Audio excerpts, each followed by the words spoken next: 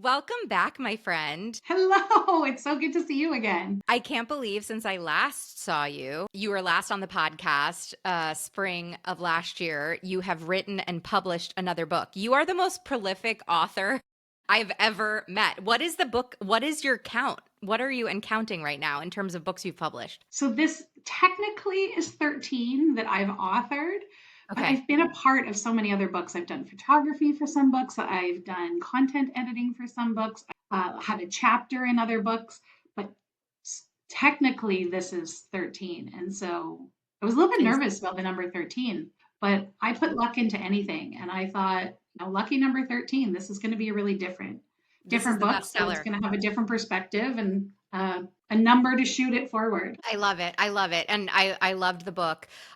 You've been on the show before. I loved in this book, in your intro, you shared about your history and your first garden in that blue house. I would love for you to introduce yourself to the audience. We have a lot of new listeners this year and share how you came to plants and your really mindful and wild approach to gardening. Okay, so it was around 2006, and I went to Europe and I came back and I had a little bit of a headache, and it turned into a bad headache. And then it turned into a mystery illness, and I couldn't get out of bed for almost 2 years. So Mm. it was a really shocking part of my life that I didn't expect. And they still don't have an answer as to what happened.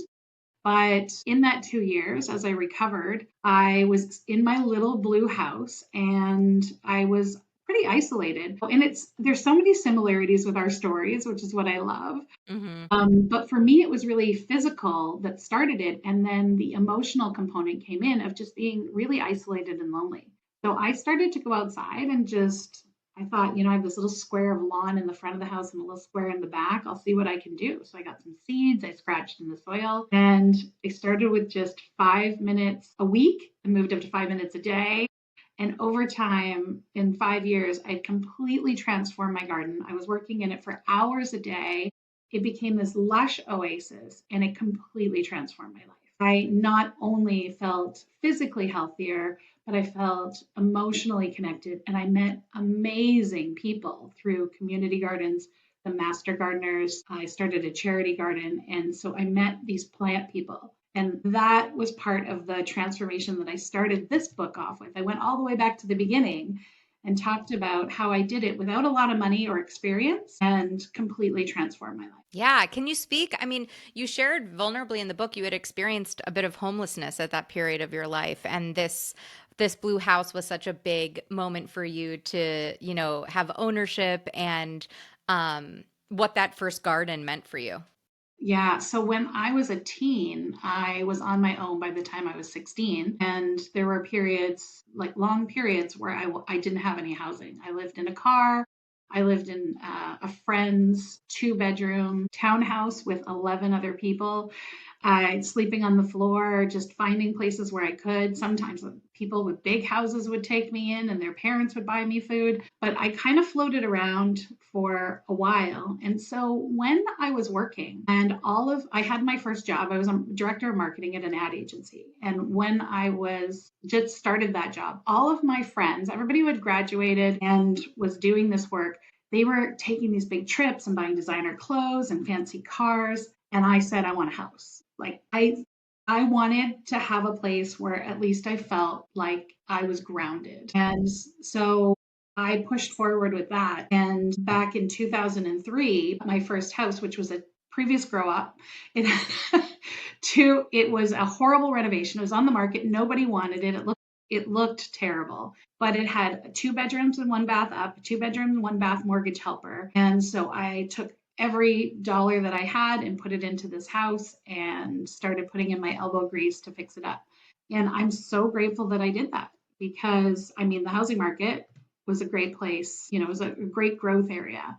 But also, it's always made me feel a little bit more attached to the land. I never wanted to live in an apartment. A box within a box up in the sky didn't feel as good as the grounding you get when you can just step outside in your bare feet and walk through the flowers. That's so beautiful and really speaks to you're so impressive. Now, knowing that about you, which I didn't know, and now knowing that you've written 13 books, it's just incredible what you've overcome. And interesting that when you started that garden, you really approached building those first gardens of yours with this free, no buy, low cost approach because there wasn't any other option. And I think a lot of people who start gardens think that it has to be this crazy investment, and there's all these like viral reels that are like, I spent $4,000 on this garden to yield, $100 worth of groceries essentially for the summer, or to grow this one tomato. Why do you think so many people misunderstand the accessibility of gardening? Well, I think a lot of it has to do with how we've positioned gardening as a task or a chore or a hobby, when really it's just a part of our lives. This is what we were meant to do. Birds eat seeds and eat fruit and then plant the seeds by pooping them around, and that they're gardening, they're farming, they're propagating plant species. We are meant to work together with plants in order to help them grow. So what I've written about in my previous books is how we kind of have gotten in our own way, thinking that it takes a lot of human input for plants to grow. When truly plants want to grow, we are Hmm. on the same page with them. We just need to learn enough about them in order to allow them to do their thing. The more we get out of the way, approach it with a little bit more humility, a little bit less ego, then we can learn so much and how easy it is. So, yeah, I didn't really need anything to get started. I bought a couple of packs of seeds and got books from the library. And that's how I started gardening. And seeds are really inexpensive and available for free in a lot of places: seed swaps, seed libraries, donations from charitable groups. So, there's really a great opportunity for anybody to start gardening without having to have sort of a master plan of how it's going to turn out, and approach it as a learning experience that helps them grow as well. I have fallen in love with the public library system since I moved to Florida because I work from home and I go a little stir crazy. So I take myself to the library to do like most of my admin because I hate doing it. And libraries are incredible. It's like, yeah, you can get free books there, but they do so much programming. They have a partnership with the master gardeners here where once a month they have a master gardener come and set up camp, and they'll just answer your questions. Like they'll help you plan your garden, they'll answer your questions. They're just here for the public. And my local library has a seed library. And the cool part is, I'm in Florida now. I moved from zone 5B to zone 10B. So I'm growing totally different plants now than I was growing, in New York.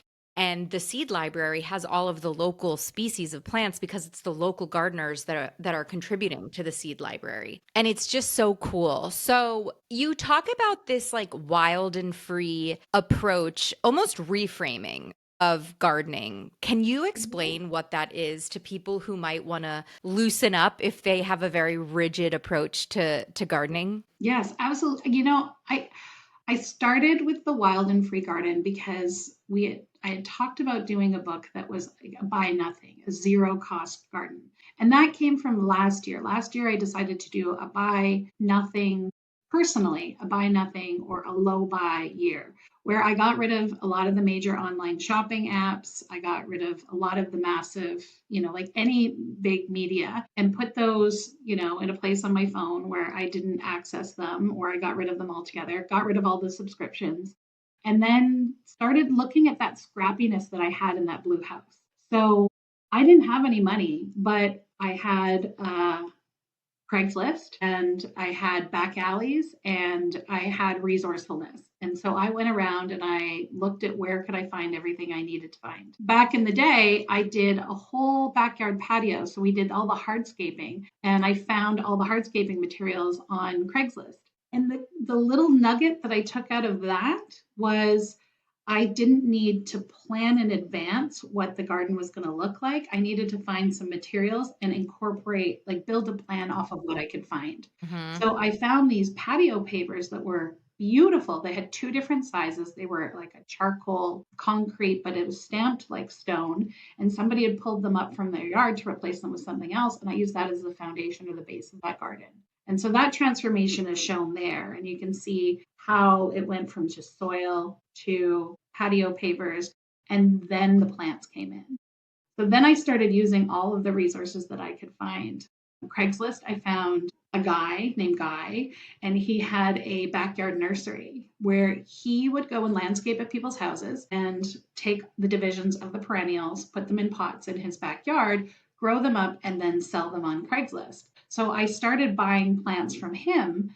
And then he said, I'm getting rent evicted. I need a place to store all my plants. And I said, well, I've got a sunny front yard. You can put them in my front yard. And he showed up and he brought 300 pots of plants, and Oh my I put them in gosh. my front yard. And he and his team would come and divide them up every year. Wow. And so I learned about perennial gardening. I wrote about that in Garden Alchemy because the plants taught me. None of the pots had a label. It was just a little green leaf sticking out of 300 1-gallon pots. And so Wow. I planted everything wrong because he just dropped them off and left. He actually didn't plant them at all. But as they grew over the years, I really learned about perennial gardening. I learned about little things that you could read about, but when you learn it this way, lighter leaves need more shade because they can burn in the hot sun. Lighter colored leaves. Mm.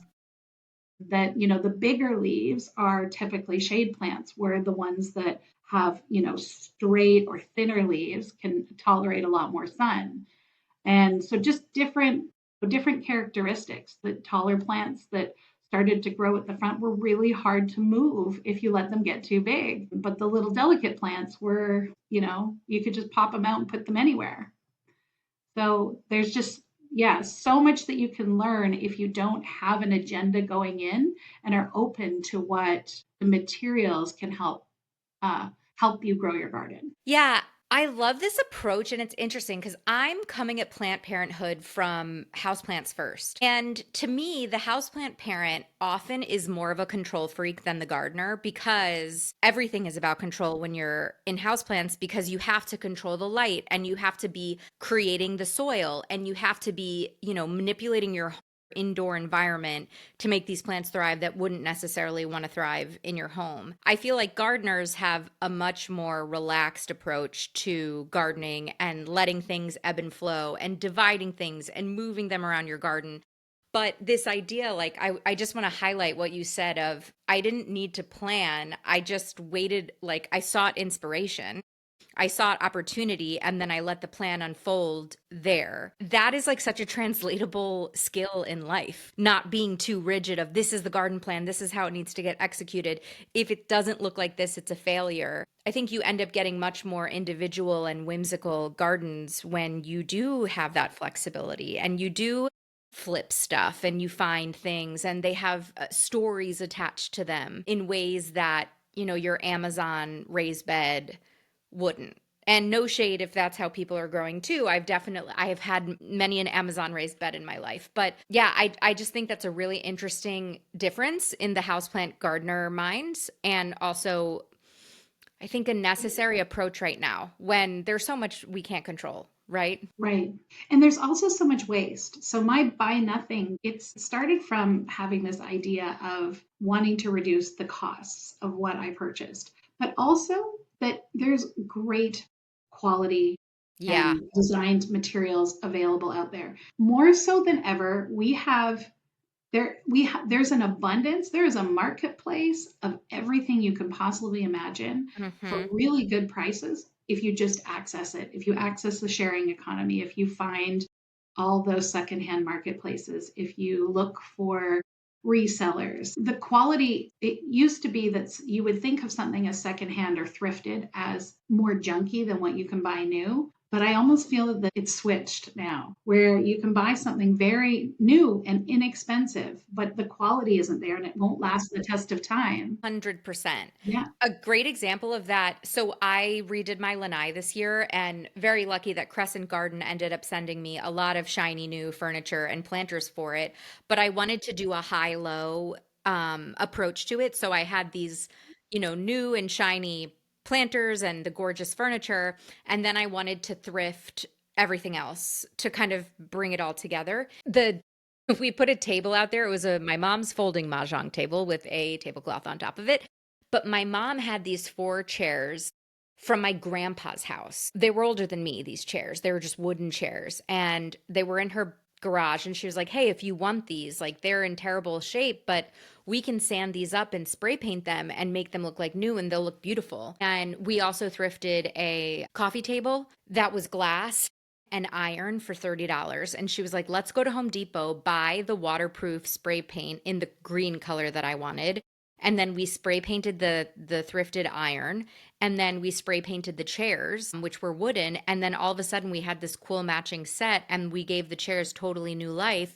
And they're sturdy wood chairs. They're like Yeah, unshakable because they don't make them like they used to. And it's so interesting how I could have just looked for chairs online and ordered them, but a literally spray paint, it was like 2 coats of spray paint and it was good as new and weatherproof outdoors. I feel like people don't understand like how easy it is. And Facebook Marketplace is just filled with people who don't even charge you for it. They just want you to come pick it up at their house. exactly. Exactly. We have a waste problem. If you watch some of the documentaries or you Mhm. research the consumption issues that we're currently having, is the companies that sell things aren't responsible for getting rid to actually look at what the end of life of things are. Mhm. So we have houses filled with, I mean, I have two people who live in my house and it's large because it's full of stuff Yeah. and I don't need that much stuff. Yeah. So how much of these things can I give away? If I've got a huge pile of things that I need to rehome, and every other house in my neighborhood has a bunch of things that they need to rehome, I should never need to buy anything Mhm. again. Mhm. And what I will get will, like what you said about doing your like spray painting the coffee table, is that you personalized it, you made it your own, you kept something out of the landfill, but at the same time, you put that tiny bit of elbow grease into it that made it special. And so now it's not just every lanai that you've seen. It doesn't look like one that you'll see in, every magazine just replicated. It has your personal touch where when people come in, they can feel that. They can feel that energy and the specialness and the love that had you put it together that way. And I get to tell the story behind it when they say, "Oh, what a cool table." And then I'm like, Yeah, "It was $30. I spray painted it. This is how my mom came yeah, over. This is how we did." yeah. I think and then that's a point of connection with someone that you're making. Your book is filled with these no buy, low buy, no cost, low cost. You have projects where you walk people through, but I want to talk about these greater ideas because I think a lot of people don't even realize what's available to them for free. Me being one of them, I didn't know that my library had a seed library until I was there for something else and I saw the seed library, right? I would have never heard of that before. So let's talk about a couple of these kind of broader themes when wanting to go and source free things for your garden. And let's start with the modern day sharing economy, because you already started with that. So, what is the modern day sharing economy? You mentioned Craigslist, not as popular these days, but used to be so popular before. What does the modern day sharing economy look like? Well, there's so many different ways to find people online now that Craigslist it still exists and you can still find things on there, but Facebook Marketplace has become a really large place. You said you found a lot of things on there as Oh, well, yeah. or you're surprised how much you can find. It's a great place to find secondhand things. And And they then have there's whole specialty. garden categories. Facebook Marketplace has a garden/outdoor category that you can click, and your mind will be blown with all of the plants people are either giving away or they're selling seedlings for $3 a 6-inch pot. Yeah. But going all the way to buy nothing, there's buy nothing groups and community groups. So there's lots of places, like you said, people just want to give stuff away. They want to, they've spent an investment bringing it into their home and it's got some sort of emotional attachment, or maybe it doesn't, it's just taking up space. But they would rather see somebody show up with joy and take it away than make a couple of bucks off of it. And if you are sharing a couple of bucks, then also, that helps out everybody because we're keeping the money going within our community. Mhm. But yeah, so buy nothing groups or local neighborhood groups like next door. There's Buns, which is specifically for plant sharing. So it's like a community chat group where people give away plant cuttings. And I think it started with Whoa, I've never houseplants. heard of that. Is it an app? It's not an app. Well, I don't know. Maybe it's an app, but I know them as communities. So it might be an app on your phone, but I know it as sometimes they start as a Facebook group, sometimes they start as an email list, sometimes Okay. they start as some other community group. But I mean, what I show in the book is that there is, because we're talking community and you live in Florida and I live in Vancouver, Canada, we might not have the same communities available to us because there's going to Mm-hmm. be different ones in our cities, but also all around us. Is I show you how to find them. Mm. So going on to Google and writing free plant swap near me, free community groups near me. What I have in my neighborhood might not be what you have, but it's truly an amazing system. We've got what are called buy nothing groups, which I think there's also free cycle. We don't use free cycle as much here, or I don't know if that one has gone by the wayside. I live in a neighborhood called Grandview Woodland, and our neighborhood is not that big, but it is divided into three sharing groups, north, central, and south, Wow. because there are so many people involved in it and there's so much sharing that goes on that the only way you can do it is to take our tiny neighborhood and divide it into three sections. Wow.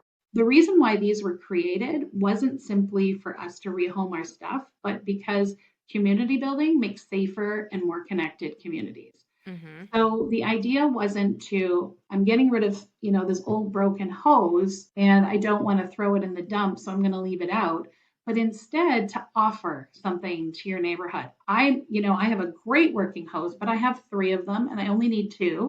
So I would like to pass my hose on to someone else. And instead of just sort of throwing it out in the back alley and putting a note, anybody can take it, you post it in the group so that a neighbor comes over and they say, "Thanks so much for the hose." And you say, "You're welcome. Have a nice day." And that little bit of connection helps us feel human. And it almost brings us back to when we were buying things instead of one click same day delivery, drone dropped things. We Mm-hmm. would go to a mom and pop store in our neighborhood and we would buy something, and the staff there lived in our neighborhood and we knew them, and it created those little bits of connection that kept us going. So it has a greater purpose, and it ends up feeling so friendly. At first, when I was doing it, I'll be honest, I would want to bring them some handmade soap or like a cutting of a plant or a packet of seeds just to say thank you because I couldn't believe the things that people were giving away. Mm. But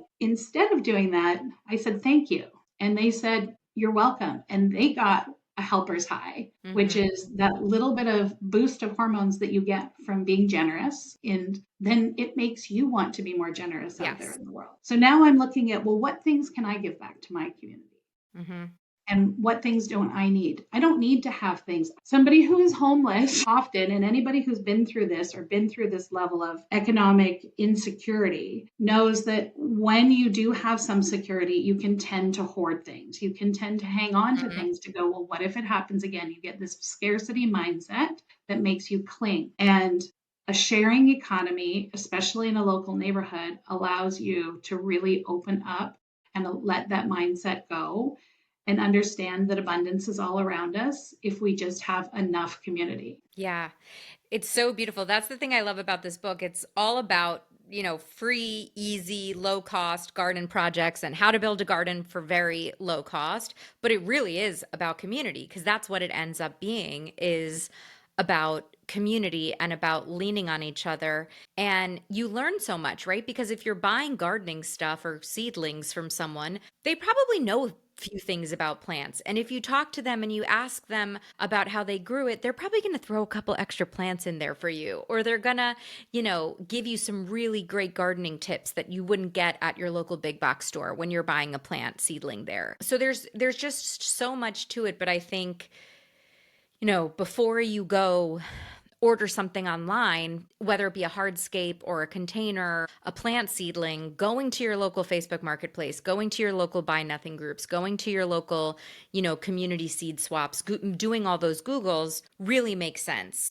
Even if it just opens your eyes to what's available. Thrifting too, when I first moved here, I wanted to thrift a lot of stuff and I had no idea how many thrift shops were in my area. And going and learning about all the different thrift shops and, finding really cool stuff. Like there's a feeling of pride that you get when you source stuff secondhand that I don't think you get when you buy it full price. No, and we've lost that idea of hunting and gathering. Mhm. Instead, because our purchasing process has been made so efficient, it takes away the pride of finding something, thinking it through, and then actually making an effort to go and collect it Mm-hmm. and making it your own. All of those things are great for us. Slowing down, yes, it might take you a little bit more time, but it's time well spent. It's Totally. not necessarily and it's one of the things that I was cautious about with this book when I was writing it and when we were talking about the concept was I didn't want people to think this was another book about thrifted junk, like Yep. old tire in your front yard. You will not Yes. find that in this. This is a design book because what I've done is I've gone and I found the most high quality materials that you can find out there and showcased how they can be used. There is a beautiful greenhouse in one of the, I went to over 40 gardens and Yeah, I was gonna say it's not just your aesthetic as well, because no, you're highlighting a lot of other people.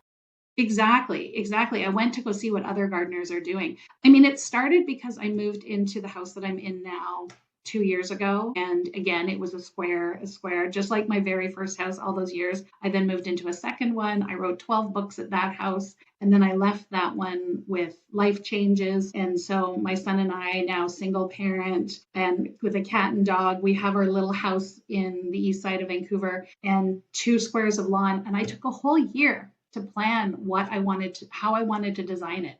I didn't just come up with a design plan with pen and paper. I started collecting materials. I started exploring out there in the neighborhood. I started thinking, how do we want to live here? How do we move through it? And then how does the ecology move through here? What's the water flow? Where does water pool? Where is there drought? Where is the sun? Where are deep roots from summer trees that are deciduous and too much sun in the summer and not enough sun in the winter? All those things. So I spent a year to really sort of work with the land and create this component of it really being free because of the materials that I got, but also wild as it connected with nature. But as I toured, I found the most beautiful places. So this one garden I wanted to tell you was she was building a greenhouse, and Joan is the gardener's name. She was building a greenhouse out of old stained glass windows, very similar to the Hmm. one my aunt made that I have up here. It had this blue and white pattern, and the whole greenhouse was designed around this section of stained glass windows that she had found and this beautiful chandelier on the inside. I mean, the most stunning greenhouse you'll ever see. Hmm. But it was all from reclaimed materials, and she is one of the queens of that in our neighborhood. So it's so nice to see. There's Yeah, which also, requires more patience than just yeah, ordering a greenhouse kit. it Like does. there's a commitment there. There's a commitment there that you have to sign up for sure. It is. And but the results are so beautiful. Hmm. So there was another garden that I visited that I just loved, woman's son made a table out of a bowling alley floor. And so those bowling alley floors have just the most gorgeous wood. It's so smooth and it had Hmm. so many sort of dents in it and a patina from the bowling balls hitting it. But it was a really like you would pay $1,000 for that table Hmm. in a store where they just collected some materials that was being discarded. So cool. Talk to me a little bit because you kind of mentioned this about bartering. Because you kind of Mm. bartered with that greenhouse with the backyard grower where you were like, okay, well, come put your plants in my front yard and I'll take some of your plants. So bartering, I think, is something that people forget about as well. It totally is something that people forget about. We don't, it almost is uncomfortable when you first start doing it, but there are communities where people are getting more used to it. And the idea of saying that you will trade something instead of money because we're so attached to a currency culture that we are bartering on a daily basis, but we're bartering with an intermediary, which is currency. Hmm. So instead, just saying to someone, I have, like, can I have space at your house to grow my plants? And in return, you get to have the mother plant and I'll take the divisions. That's beneficial to everybody. So there's in no world where that doesn't work Hmm. doesn't have a great result for all the people involved. But you can do it in all sorts of ways. You can take the skills that you have. Like I said before, when I would show up at somebody's house and they would give me something for free, I would think, what can I give them? And I make soap. So I make a lot of soap. I have a lot of plant starts. I have, a lot of gardening books that I'm finished with that I've read over the years, and I have knowledge. And so I tend to trade those things with people if they need them. Say somebody is looking for the thing I needed the most as a single parent moving into this house with labor. I only have two Mhm. hands, and it gets really difficult to do some things completely by yourself. So I would have people come over and help me, and I would make them big dinners, or I would share some of the products that I made, some of Mhm. the soaps, or give them seeds and plants. And that brought us together in such a way that I was constantly hosting parties, but I also had lots of people who were willing to come over and like pull apart a fence and help put it back together again. Yeah. If you've been a long time listener, you know this story. For those who don't, one of the most rewarding relationships in my life came from a barter with when I moved to the Catskills. I was out of my depths with the pest control in my first garden, like not pests, like bears. You needed there all of a sudden there was a lot of stuff I wasn't used to using. So I used Nextdoor and posted like I'm starting my first garden. Can I talk to any local gardeners who will hop on a phone call and talk to me about, gardening basics in the Catskills? And this woman called me. Her name was Melody. She was in her 80s and she was a lifetime gardener and had an acre of garden in her backyard, a greenhouse. We became friends. We chatted for an hour. She coached me because I was going to have my own garden on my property. And then we had some landlord issues. All of a sudden, I couldn't do a garden on my property. I had already started seeds. I had already did all these things. So I called Melody back up and I was like, I know you mentioned you have a greenhouse. I know you mentioned you're 80. What if I grew my plants in your greenhouse on your property and I'll help you plant out your garden? Like I'll be your labor. And for the whole gardening season, I would go over like three mornings a week. I would tend to my seeds and then she would have different garden projects that we would do that I would help her with. And we became best friends. She came to my wedding. She was the most like it was such a guard we called each other our guardian angels. Like we were just sent to each other in such an important period of time. And she sadly passed. She had a Oh, cancer that came back towards the end of that gardening season, but I got to like visit her in hospice and see her before she left. Like she was just it was so beautiful, and that relationship came from a barter, and from really next door, which is a modern day sharing economy. So I feel like people don't understand how often these situations can happen, like you talking about getting that greenhouse grower to plant stuff in your front yard, my relationship with Melody. Like people are so hungry for connection and they're so hungry for this. We're a tribal community. Like we're so hungry for this that I think if you put yourself out there, you'll be surprised. Um, I could talk to you forever. We're already like coming to a close, but I have two more questions I want to ask you. I okay. had no idea you could get grants for your own garden projects. So, can Yeah. you tell us more about that? That makes me very excited as if I just bought a house and thinking about what I'm doing in my first land that I own. Talk to me about grants. Talk to me about having other people pay for my garden. That sounds great. Well, so there's a grant in our neighborhood called the Neighborhood Small Grants Program, and essentially they have a bit of money set aside for neighborhoods to get together. You have to have at least two members of the neighborhood put together a plan together and get signatures from other members of the neighborhood to do whatever it is.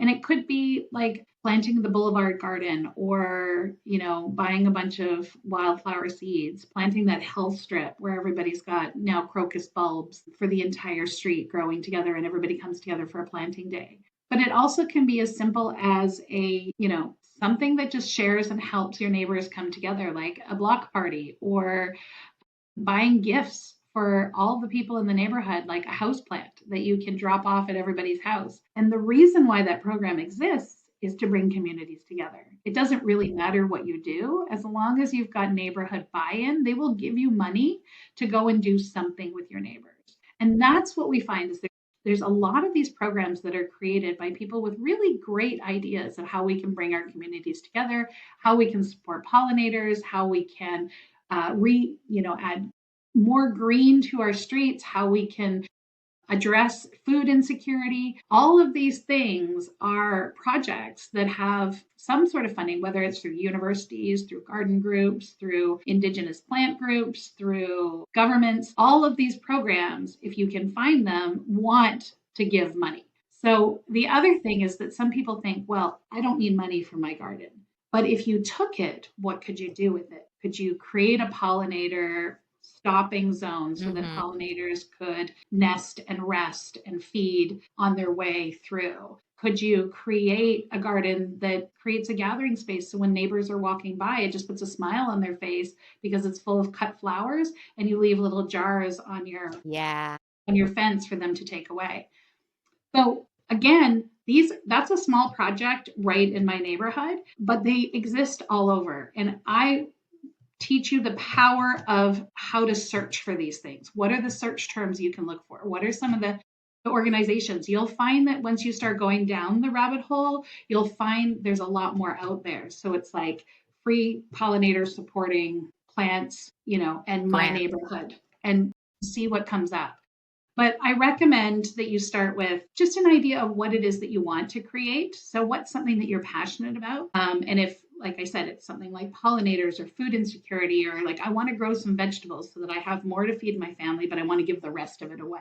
Well, Mm-hmm. great. So, you've got a vegetable garden project that you want to accomplish. Now, start looking at how do we search for that project in our neighborhoods and ask around for it and see who wants to support this project. So, it's not about you doing a large proposal and actually doing the work to find somebody who will support it. It's just accessing the support that already exists. Yeah, totally.